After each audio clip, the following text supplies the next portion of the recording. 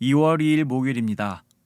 오늘 새벽 우리에게 주시는 하나님의 말씀은 룻기 1장 6절부터 14절까지의 말씀입니다. 그 여인이 모압 지방에서 여호와께서 자기 백성을 돌보시사 그들에게 양식을 주셨다함을 듣고 이에 두 며느리와 함께 일어나 모압 지방에서 돌아오려 하여 있던 곳에서 나오고 두 며느리도 그와 함께하여 유다 땅으로 돌아오려고 길을 가다가 나오미가 두 며느리에게 이르되 너희는 각기 너희 어머니의 집으로 돌아가라. 너희가 죽은 자들과 나를 선대한 것 같이 여호와께서 너희를 선대하시기를 원하며 여호와께서 너희에게 허락하사 각기 남편의 집에서 위로를 받게 하시기를 원하노라 하고 그들에게 입맞춤에 그들이 소리를 높여 울며 나오미에게 이르되 아니니이다. 우리는 어머니와 함께 어머니의 백성에게로 돌아가겠나이다 하는지라. 나오미가 이르되 내 딸들아 돌아가라. 너희가 어찌 나와 함께 가려느냐. 내 태중에 너희의 남편 될 아들들이 아직 있느냐. 내 딸들아 되돌아가라. 나는 늙었으니 남편을 두지 못할지라. 가령 내가 소망이 있다고 말한다든지 오늘 밤에 남편을 두어 아들들을 낳는다 하더라도 너희가 어찌 그들이 자라기를 기다리겠으며 어찌 남편 없이 지내겠다고 결심하겠느냐. 내 딸들아 그렇지 아니하니라. 여호와의 손이 나를 치셨으므로 나는 너희로 말미암아 더욱 마음이 아프도다 하매 그들이 소리를 높여 다시 울더니 오르바는 그의 시어머니에게 입맞추되 룻은 그를 붙쫓았더라. 약속의 땅에서 살게 된 이스라엘이 하나님께 극심한 범죄를 저지르던 사사시대에 엘리멜렉의 가족이 흉년을 피해 모압으로 가서 살게 된 것을 우리는 보았습니다. 생명을 위하여 찾아간 그 모압에서 오히려 죽음을 경험한 나오미의 비참한 모습을 우리는 지난 말씀을 통해 보았습니다. 그러나 그 가운데서도 여전히 하나님께서는 온 우주를 다스리시는 분이시기도 하지만 나오미도 다스리시고 돌보시는 분임을 룻기를 통해 우린 알 수 있습니다. 오늘 말씀은 6절에서 7절까지 그 당시의 상황과 나오미의 결단을 보여주고 있고 8절부터 14절까지 나오미와 며느리와의 대화로 이루어져 있는 것을 우리는 봅니다. 그 당시의 상황을 보면 6절에 여호와께서 자기 백성을 돌보셨다고 말씀하고 있습니다. 자기 백성을 돌보셨다는 것은 어떤 의미일까요? 이스라엘 땅에 지극한 흉년이 끝났다라는 것입니다. 나오미는 이 기쁜 소식을 듣고 모압 땅을 떠나 다시 고향 땅으로 돌아가기를 결단합니다. 그러나 이 기쁜 소식에 나오미의 결단과 나오미의 고향으로 돌아가는 발걸음은 기쁘지 않았습니다. 왜냐하면 남편이 죽고 가문을 이을 두 아들이 모두 죽었기 때문입니다. 가뭄을 피해 생명을 얻기 위하여 모압 땅으로 갔지만 나오미는 오히려 모든 것을 잃어버리고 말았습니다. 사랑하는 배우자와 모든 자녀를 잃는 경험은 흔한 경험이 아니지만 우리가 가족들로 얻는 기쁨을 알고 있다면 그들이 없을 때 얼마나 괴로울지 조금은 예상이 됩니다. 그러니 나오미가 고향 땅의 흉년이 끝났다는 소식을 듣고 귀향하는 것은 결코 기쁨의 발걸음이 아닙니다. 그런 괴로운 귀향 속에서 나오미는 며느리들과 대화를 합니다. 말씀과 같이 나오미는 며느리들에게 자신을 떠나 새로운 삶을 살라고 권면합니다. 왜냐하면 나오미의 말과 같이 나오미에게는 며느리를 행복하게 해줄 그 어떤 것도 남아있지 않기 때문입니다.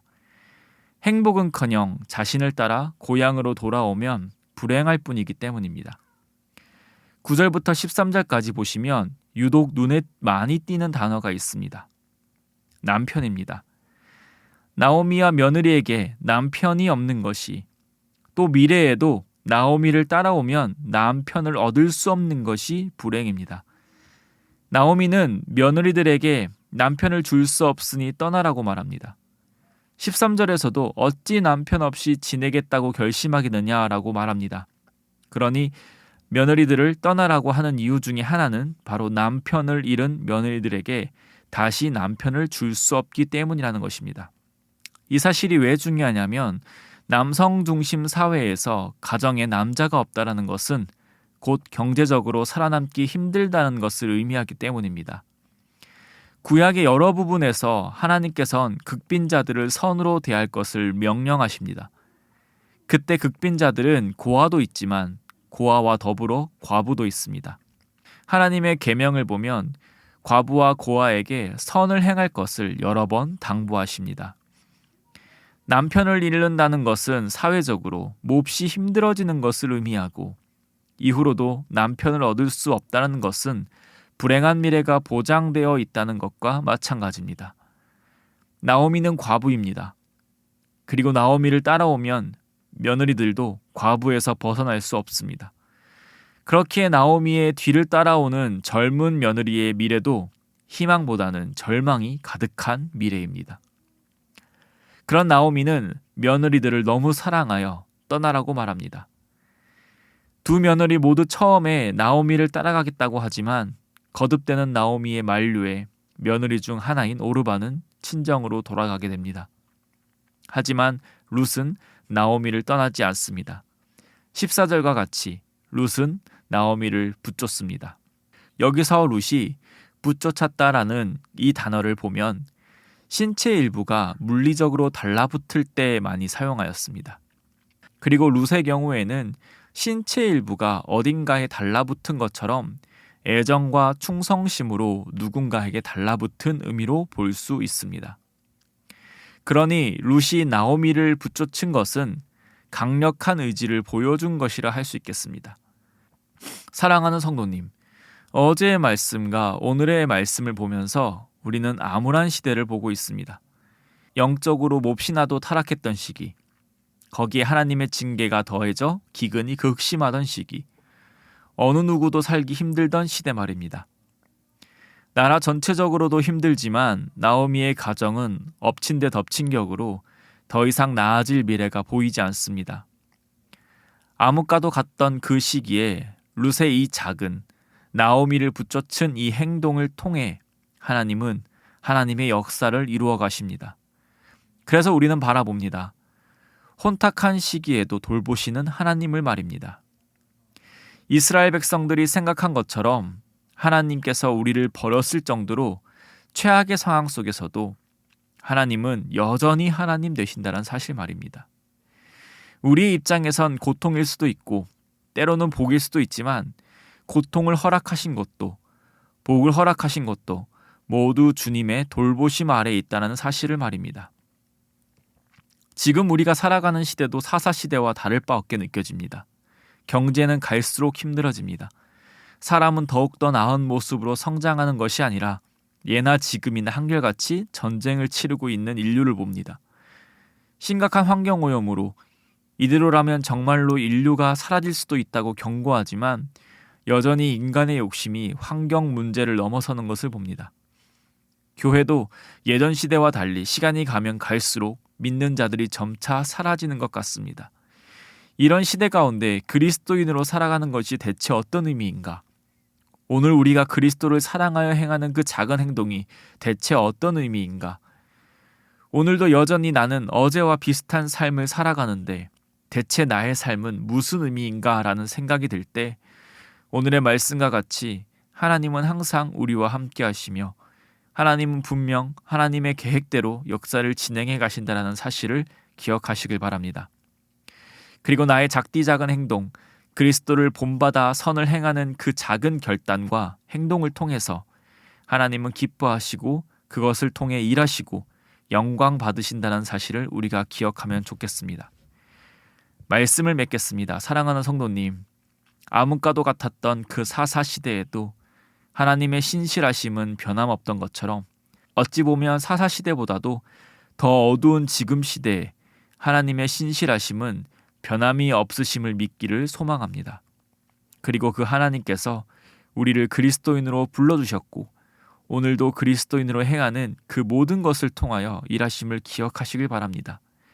그리하여 오늘도 그리스도의 제자로 살아가길 힘쓰시고 우리의 모든 그 삶을 통하여 하나님께 영광 올려드리는 우리가 되기를 소망합니다. 기도하겠습니다. 사랑해 주님 감사합니다.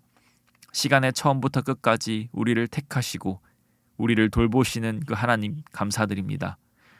하나님이 보이지 않고 하나님이 느껴지지 않는 그 모든 상황 속에서도 하나님은 하나님 되시며 우리를 여전히 인도하시며 우리와 함께 하시는 하나님 되시니 감사드립니다. 그러나 우리 믿음 연약하여서 우리의 감각과 우리의 삶의 경험을 너무 의지하여 하나님에 대한 믿음 잃어버리고 살 때가 너무나도 많습니다. 그런 우리에게 한결같은 사랑으로 인도하시는 하나님의 은혜와 사랑으로 오늘 하루를 살아가게 하여 주시옵소서. 하나님의 은혜로 살아가는 자들답게 이제는 우리의 욕망을 위하여 살아가는 것이 아니라 하나님을 사랑하며 살아가는 자들 되게 하여 주시고 하나님을 사랑함으로 오늘도 기꺼이 예수 그리스도의 제자 되어 살아가는 자들 되게 하여 주시옵소서. 이 모든 우리의 순종을 통하여 영광 받아 주실 줄 믿사오며 이 모든 말씀 살아계신 우리 주 예수 그리스도의 이름으로 기도드립니다. 아멘. 이 시간 함께 기도하실 때 주신 말씀을 붙들고 기도하시고 주간 기도 제목에 따라 훈련과 교육을 위해서 기도하겠습니다.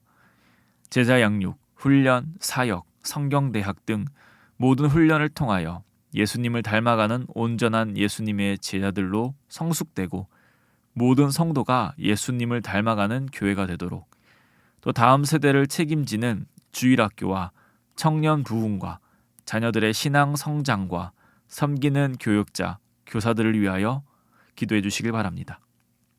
또 담임 목사님과 강단 위에 서시는 모든 말씀 사역자들을 위해서 또 기도해 주시기 바랍니다.